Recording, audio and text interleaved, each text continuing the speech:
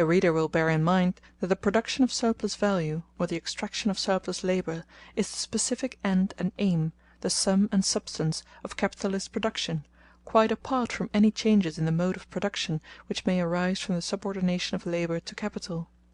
He will remember that as far as we have at present gone, only the independent labourer, and therefore only the labourer legally qualified to act for himself, enters as a vendor of a commodity into a contract with the capitalist. If therefore in our historical sketch, on the one hand, modern industry, on the other, the labour of those who are physically and legally miners, play important parts, the former was to us only a special department, and the latter only a specially striking example of labour exploitation.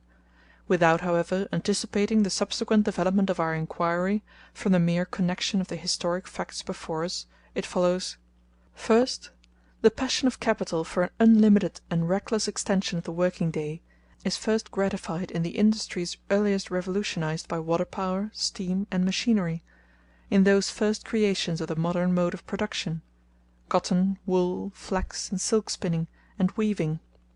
The changes in the material mode of production, and the corresponding changes in the social relations of the producers, gave rise first to an extravagance beyond all bounds, and then, in opposition to this, called forth a control on the part of society which legally limits, regulates, and makes uniform the working day and its pauses.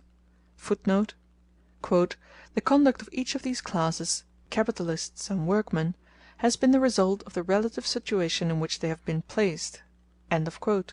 Reports, etc., for 31st October 1848, page 113.]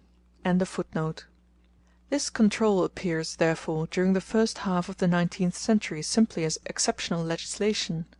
[Footnote: "The employments placed under restriction were connected with the manufacture of textile fabrics by the aid of steam or water power. There were two conditions to which an employment must be subject to cause it to be inspected, viz., the use of steam or water power, and the manufacture of certain specified fibre." Reports, etc., for 31st October 1864, page 8.]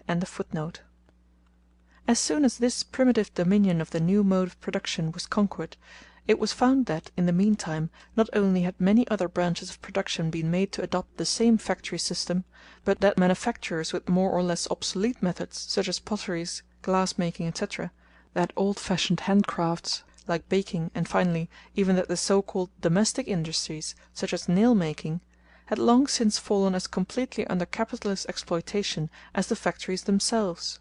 [Footnote: On the condition of the so-called domestic industries, specially valuable materials are to be found in the latest reports of the Children's Employment Commission.]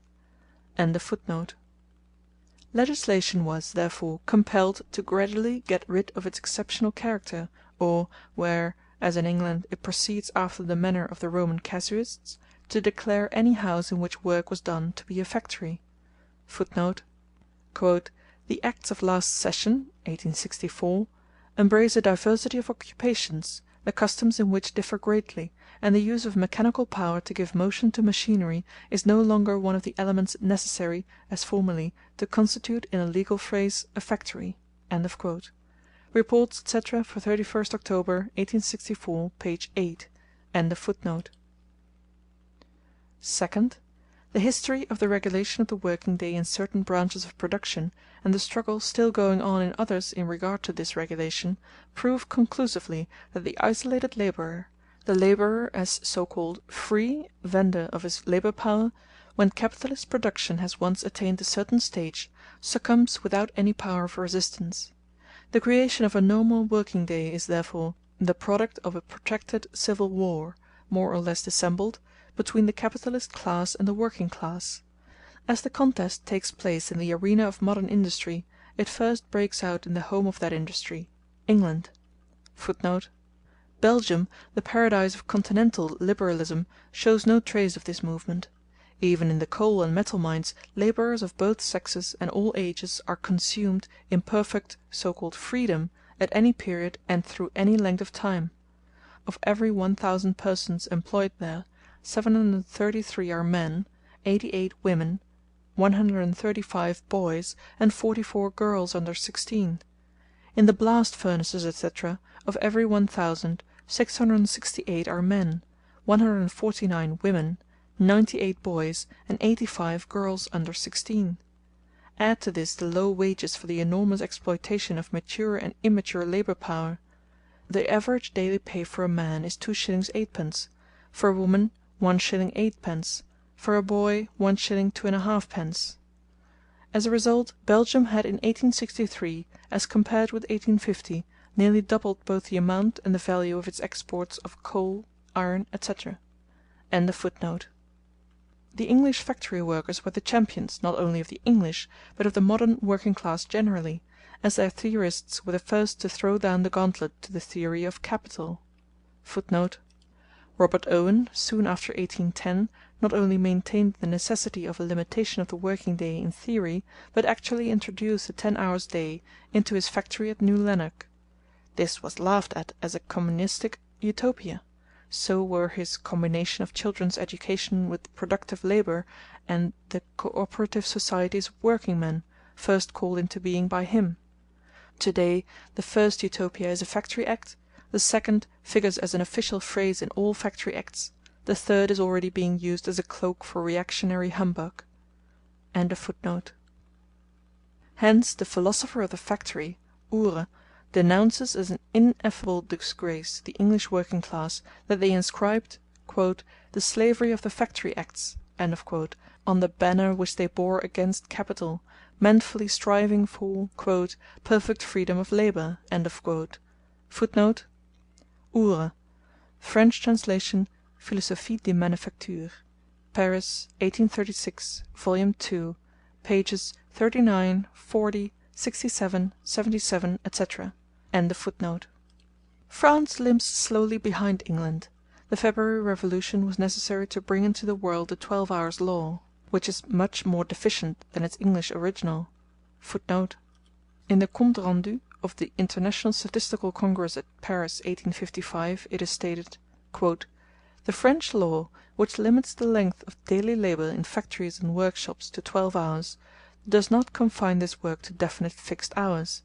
For children's labour only the work time is prescribed as between 5 a.m. and 9 p.m. Therefore some of the masters use the right which this fatal silence gives them to keep their works going without intermission day in day out, possibly with the exception of Sunday. For this purpose they use 2 different sets of workers, of whom neither is in the workshop more than 12 hours at a time, but the work of the establishment lasts day and night. The law is satisfied, but is humanity?" Besides "the destructive influence of night labour on the human organism," stress is also laid upon "the fatal influence of the association of the 2 sexes by night in the same badly lighted workshops." For all that, the French revolutionary method has its special advantages. It once for all commands the same limit to the working day in all shops and factories without distinction, whilst English legislation reluctantly yields to the pressure of circumstances, now on this point, now on that, and is getting lost in a hopelessly bewildering tangle of contradictory enactments. [Footnote: For instance, there is within my district one occupier who, within the same curtilage, is at the same time a bleacher and dyer under the Bleaching and Dyeing Works Act, a printer under the Print Works Act, and a finisher under the Factory Act." Report of Mr. Baker in Reports, etc., for October 31, 1861, page 20. After enumerating the different provisions of these acts, and the complications arising from them, Mr. Baker says, "It will hence appear that it must be very difficult to secure the execution of these 3 Acts of Parliament where the occupier chooses to evade the law." But what is assured to the lawyers by this is lawsuits. On the other hand, the French law proclaims as a principle that which in England was only one in the name of children, minors, and women, and has been only recently for the first time claimed as a general right. Thus the factory inspectors at last ventured to say, "These objections of capital to the legal limitation of the working day must succumb before the broad principle of the rights of labour. There is a time when the master's right in his workman's labour ceases, and his time becomes his own, even if there were no exhaustion in the question." Reports, etc., for 31st October 1862, page 54.] In the United States of North America every independent movement of the workers was paralyzed so long as slavery disfigured a part of the Republic. Labor cannot emancipate itself in the white skin where in the black it is branded. But out of the death of slavery a new life at once arose. The first fruit of the Civil War was the 8 hours' agitation, that ran with the 7-leagued boots of the locomotive from the Atlantic to the Pacific, from New England to California. The General Congress of Labor at Baltimore, August 16, 1866, declared, "The first and great necessity of the present, to free the labor of this country from capitalistic slavery, is the passing of a law by which 8 hours shall be the normal working day in all States of the American Union. We are resolved to put forth all our strength until this glorious result is attained." [Footnote: "We, the workers of Dunkirk, declare that the length of time of labor required under the present system is too great, and that, far from leaving the worker time for rest and education, it plunges him into a condition of servitude but little better than slavery. That is why we decide that 8 hours are enough for a working day, and ought to be legally recognized as enough; why we call to our help that powerful lever, the press; and why we shall consider all those that refuse us this help as enemies of the reform of labor and of the rights of the laborer." Resolution of the Working Men of Dunkirk, New York State, 1866.] At the same time, the Congress of the International Workingmen's Association at Geneva, on the proposition of the London General Council, resolved that "the limitation of the working day is a preliminary condition without which all further attempts at improvement and emancipation must prove abortive. The Congress proposes 8 hours as the legal limit of the working day." Thus the movement of the working class on both sides of the Atlantic, that had grown instinctively out of the conditions of production themselves, endorsed the words of the English factory inspector R. J. Saunders: "Further steps towards a reformation of society can never be carried out with any hope of success, unless the hours of labor be limited, and the prescribed limit strictly enforced." [Footnote: Reports, etc., for October 1848, page 112.] It must be acknowledged that our laborer comes out of the process of production other than he entered. In the market he stood as owner of the commodity labor power face to face with other owners of commodities, dealer against dealer. The contract by which he sold to the capitalist his labor power proved, so to say, in black and white, that he disposed of himself freely. The bargain concluded, it is discovered that he was no free agent; that the time for which he is free to sell his labor power is the time for which he is forced to sell it; that in fact the vampire will not lose its hold on him "so long as there is a muscle, a nerve, a drop of blood to be exploited." [Footnote: Friedrich Engels, Locus Aetato, page 5.] "The proceedings, the manoeuvres of capital, e.g. from 1848 to 1850, have afforded, moreover, incontrovertible proof of the fallacy of the assertion so often advanced, that operatives need no protection, but may be considered as free agents in the disposal of the only property which they possess, the labor of their hands and the sweat of their brows." Reports, etc., for April 30, 1850, page 45. "Free labor, if so it may be termed, even in a free country, requires the strong arm of the law to protect it." Reports, etc., for October 31, 1864, page 34. "To permit, which is tantamount to compelling, to work 14 hours a day with or without meals," etc. Reports, etc., for April 30, 1863, page 40.]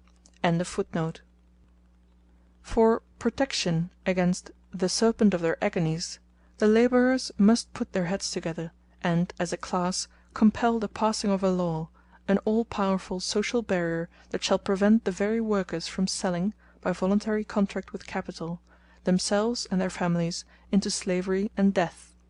[Footnote: The 10 Hours Act has, in the branches of industry that come under it, "put an end to the premature decrepitude of the former long hour workers." Reports, etc., for 31st October 1859, page 47. "Capital, in factories, can never be employed in keeping the machinery in motion beyond a limited time, without certain injury to the health and morals of the labourers employed, and they are not in a position to protect themselves." Locus Aetato, page 8. In place of the pompous catalogue of the inalienable rights of man, comes the modest Magna Carta of a legally limited working day, which shall make clear "when the time which the worker sells is ended, and when his own begins." Quantum mutatis ab illo. A still greater boon is the distinction at last made clear between the worker's own time and his master's. The worker knows now when that which he sells is ended, and when his own begins, and by possessing a sure foreknowledge of this is enabled to prearrange his own minutes for his own purposes. Locus Aetato, page 52.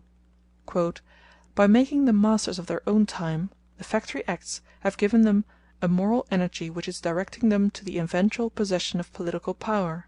Locus Aetato, page 47.